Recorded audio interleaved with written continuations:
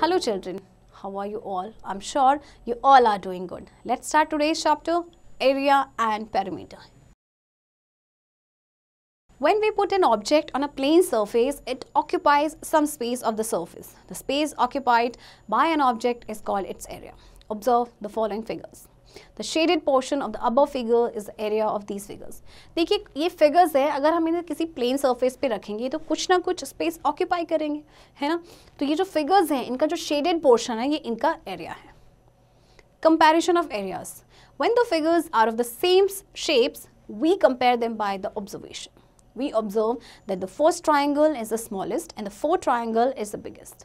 But if figures are of different shapes, it becomes difficult to compare the area of two figures by simply looking at them.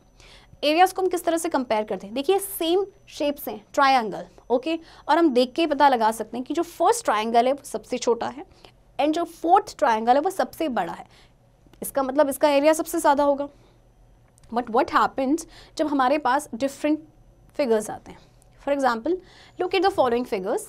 We cannot compare the area of the above figures because they have different shapes. So, to compare the area, cover both the figures with the dice. अब देखिए आपके पास दो अलग अलग figures आ गई, एक square है, एक rectangle है, ओके. तो आप इसे कैसे इसका एरिया निकालेंगे? हम इस एरिया निकालने के लिए हम इन फिगर्स को डाइस से कवर करेंगे एंड देन उसके बाद हम कंपेयर करेंगे. We observe that 9 pieces of the dice cover the first figure completely and 8 pieces of the dice cover the second figure completely. Thus, we can say that the area of the first figure is equal to the area of 9 dice and area of the second figure is equal to the area of 8 dice. So, first figure has greater area. But in place of dice, if we use other objects, will we get the same answer? No, in this case the answer will be different. So, to get the same answer every time, we need a standard unit for measuring the area. अब देखिए जो पहला figure था उसमें 9 dices आए और जो second figure थी उसमें 8 डाइसेस ने उसको कवर किया. इसका मतलब जो फर्स्ट फिगर थी उसका एरिया ज़्यादा है. लेकिन अगर हम डाइस की जगह कोई और ऑब्जेक्ट रखें, क्या आंसर सेम आएगा? Obviously not. तो इसीलिए एक स्टैंडर्ड यूनिट की ज़रूरत है जिससे कि हम एरिया को मेजर कर सकें. Units of area. Generally the area of a figure is measured in square centimetre but the smaller areas are measured in square millimetres and the bigger areas are measured in square metres. The area of a country is measured in square kilometers. देखिए generally हम जब area major करते हैं तो square centimetres में आता है, okay. But अगर छोटा एरिया है तो स्क्वायर मिलीमीटर्स में और बड़ा है तो आपका स्क्वायर मीटर्स में. और किसी भी कंट्री का अगर एरिया मेजर करते हैं वो स्क्वायर किलोमीटर्स में आता है. The area of a square of side 1 millimeter is expressed as 1 square millimeter और 1 square millimeter और 1 millimeter square. देखिए जब भी आपको मीटर स्क्वायर में लिखना है, millimetre square, okay, the area of a square of side 1 centimeter is expressed as 1 square centimeter or 1 square centimeter or 1 centimeter square. The area of a square of side 1 meter is expressed as 1 square meter. और देखिए अगर centimetre में है तो 1 centimetre square and metre में है तो 1 metre square, okay. अब आपको नीचे एक्सरसाइज दी गई है, इसकी प्रैक्टिस आप खुद से करेंगे. Finding area by using square paper. To find the area of an irregular figure by using a square paper, we follow the given steps. Step 1. Take a square paper and draw an irregular figure on it as shown. Step 2. Now count the number of complete squares enclosed by the figure. Step 3. Count the number of those squares in which more than half part of the figure is enclosed and treat each of them as one complete square. Step 4. Count the number of the squares in which half part is enclosed and treat two such squares as one complete square. That is, each such a square is half square. Ignore those squares in which less than half part is enclosed. Sum of all these squares obtained from step 2 to step 5 is the area of the figure. देखिए आपको क्या करना है, ये square paper लेना है, उसमें कोई भी आप इरेगुलर शेप बना दीजिए. सबसे पहले आपको फुल स्क्वायर मेजर करने हैं. जैसे आपको देखिए 1 2 3 4 5 6 ये फुल स्क्वायर्स हैं. आपने इसे काउंट करके लिखना है. इसके बाद आपका जो फुल से थोड़ा सा कम है उन स्क्वायर्स को काउंट करना है. उसको भी आप कंप्लीट फिगर काउंट करेंगे. इसके बाद आप हाफ को काउंट करेंगे. हाफ प्लस हाफ आपका 1 होता है, राइट. इसके बाद आपका जो हाफ से कम है आप उसे इग्नोर करेंगे. तो आपके पास एरिया इस फिगर का आएगा. देखिए आपके पास आए 6 कंप्लीट स्क्वायर, 6 आए मोर देन हाफ, ओके, और आपके पास हाफ 2 स्क्वायर्स थे, तो हाफ इंटू 2, तो देखिए हो जाएगा 6 + 6 और 2 का हाफ आपको पता है 1, तो इसका एरिया आया 13 centimetre square. Okay, we have learnt that how to find the area of a given figure by counting the number of squares enclosed by the figure, but the consequences of this method are, it is time consuming, we do not get the exact area of the figure, we get an approximate measurement of area. देखिए ये तो हमने सीख लिया कि हम किस तरह से इसे प्लस करेंगे एरिया को, बट ये बहुत टाइम कंज्यूमिंग होता है. इसके अलावा हमें एग्जैक्ट एरिया नहीं मिलता है, बल्कि एक अप्रॉक्सीमेट मेजरमेंट मिलता है एरिया का. Finding area with the help of formula. Let's find out the formula for calculating the area of a rectangle and square first. In the adjacent figure, there are 4 rows of 5 squares each and 5 columns of 4 squares each. This means 5 + 5 + 5 + 5 is equals to 20 squares. So the area is 20 square unit. Instead of counting every box, we can multiply the number of rows by the number of columns. 5 × 4 is equals to 20. So area of rectangle is equals to length into breadth. देखिए आपके पास ये rectangle है जिसमें 4 rows हैं and 5 columns हैं. तो instead of हमको सबको काउंट करें, हम कर देंगे 5 × 4, यानी नंबर ऑफ रोज को मल्टीप्लाई कर देंगे नंबर ऑफ कॉलम से. तो यहाँ से आपका फॉर्मूला आएगा area of rectangle length into breadth. In the same way we can find the area of a square. इसी तरह से हम एरिया ऑफ स्क्वायर भी निकालेंगे, तो वहाँ से आपका फॉर्मूला आएगा area of square side into side. Example 1. The length of a rectangular field is 30 meter and breadth is 25 meter. Find area of the field. देखिए आपके पास ये रेक्टेंगुलर फील्ड है जिसकी लेंथ और ब्रेड्थ आपको गिवन है. You have to find out area. So area of rectangle is length into breadth. Length है आपकी 30 मीटर एंड ब्रेड्थ है आपकी 25 metre. So 750 metre square. Area में हमेशा जो आपकी यूनिट होगी वो स्क्वायर में आएगा, चाहे ये मीटर स्क्वायर हो चाहे सेंटीमीटर स्क्वायर हो. Example 2. The length of each side of a square room is 5 metre. What is the area of the room? देखिए अभी आपको बताया था एरिया ऑफ स्क्वायर होता है साइड इंटू साइड. आपको एक साइड गिवन है विच इज 5 मीटर, है ना. तो सेकेंड साइड क्योंकि इसमें सारी इक्वल होती हैं 5 metre. 5 × 5 25 metre square. So area जो होगा स्क्वायर रूम का वो आपका आएगा 25 मीटर स्क्वायर. ओके, आपको नीचे एरिया बताना है इन फिगर्स का और कुछ एक्सरसाइज है, इनकी प्रैक्टिस आप खुद से करेंगे. Critical thinking. Ritu's yard is a 25 meter wide and 42 meter long rectangle. Shalini's rectangular yard is 2 times as long and 3 times as wide.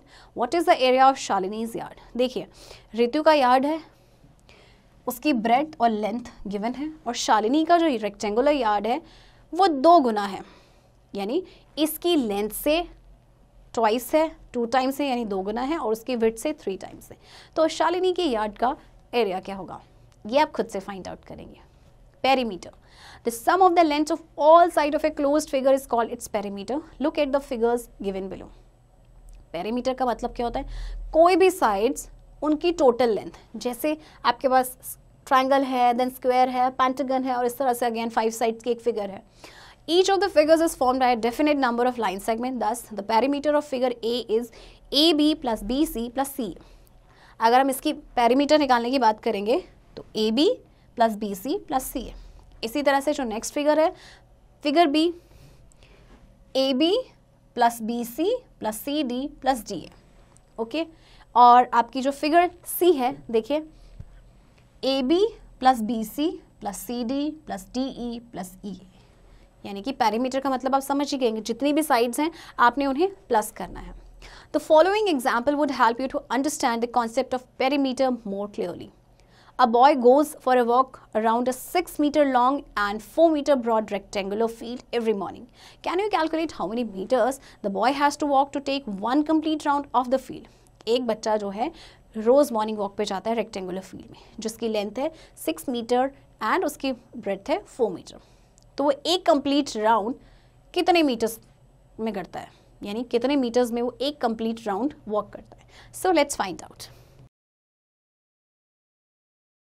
The distance covered by the boy. अब आप क्या कर सकते हैं, देखो उसकी लेंथ है, देखिए आपको मालूम है रेक्टेंगल ऑपोजिट साइड्स इक्वल होती हैं, ये लेंथ है ये ब्रेड्थ है, यानी 2 टाइम्स लेंथ आएगी 2 टाइम्स ब्रेड्थ आएगी, तो यानी 6 + 4 + 6 + 4 टोटल आ गया आपका 20 metre. Okay, the total distance covered by the boy is equal to the perimeter of the rectangular field. So perimeter of rectangle is equals to length plus breadth plus length plus breadth is equals to 2 into length plus 2 into breadth is equals to 2 bracket में length plus breadth. देखिए जो distance उसने cover किया actual में rectangular field का total perimeter था, तो यहाँ से हमने फॉर्मूला निकाला कि पेरीमीटर होता है 2 ब्रैकेट में length plus breadth. Remember that perimeter is always expressed in the units of length.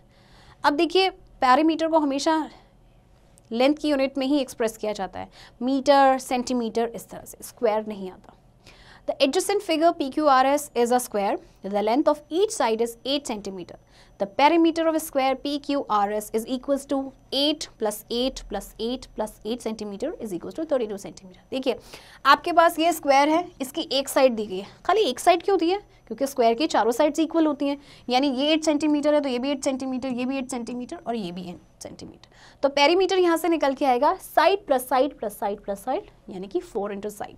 So perimeter square का होगा, साइड को हम 4 से मल्टीप्लाई करेंगे, यानी कि 4 into side. Example 1, find the perimeter of the given figures. देखिए आपको 2 फिगर्स गिवन है, इनका पेरीमीटर निकालना है।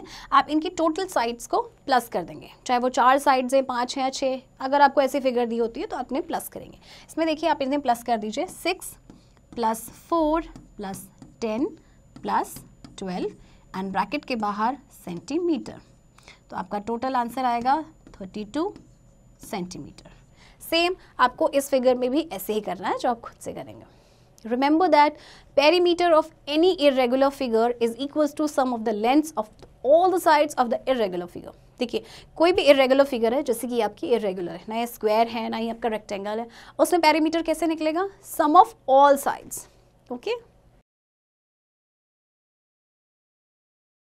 Find the perimeter of a square whose each side is 15 centimeter. आपका स्क्वायर की साइड दी है 15 सेंटीमीटर और उसका पेरीमीटर निकालना है। तो आपको मालूम है स्क्वायर का पेरीमीटर होता है 4 into side, so 4 into 15 centimetre is equals to 60 centimetre. Example 2, the perimeter of a rectangle is 64 centimeter and length is 20 centimeter. Find its breadth. Example 3, the perimeter of a rectangle is 64 centimeter and length is 20 centimeter. Find its breadth. देखिए आपको rectangle का perimeter given है, length भी दिया है और आपको निकालना है ब्रेथ। तो सबसे पहले आप फॉर्मूला पे पुट करेंगे। फॉर्मूला आपका होता है perimeter of rectangle 2 length plus breadth. Perimeter की जगह आप लिखेंगे 64 सेंटीमीटर जो कि आपके गिवन है, 2 लेंथ आपकी है 20 सेंटीमीटर प्लस ब्रेथ गिवन नहीं है तो आप बी लिखेंगे। ओके, ये फर्स्ट स्टेप है। नेक्स्ट आप क्या करेंगे, ये 2 यहाँ के डिवाइड हो जाएगा, 64 को डिवाइड करेंगे 2 से, अब आपके पास यहाँ पे बचा 20 centimetre plus B, B for breadth. जब आप इसे डिवाइड करेंगे तो आएगा answer 32 centimetre is equals to 20 centimetre plus breadth. Okay, अब ब्रेथ कैसे आएगी, 32 में से आप 20 को माइनस कर देंगे। ओके, तो ब्रेथ आएगी आपकी 32 माइनस 20 सेंटीमीटर जो होगा 12 सेंटीमीटर। सो 12 सेंटीमीटर आपकी रेक्टेंगल की ब्रेथ है। सो चिल्ड्रन, आई होप आपको ये चैप्टर समझ आया होगा। अब आप इसकी प्रैक्टिस खुद से करेंगे।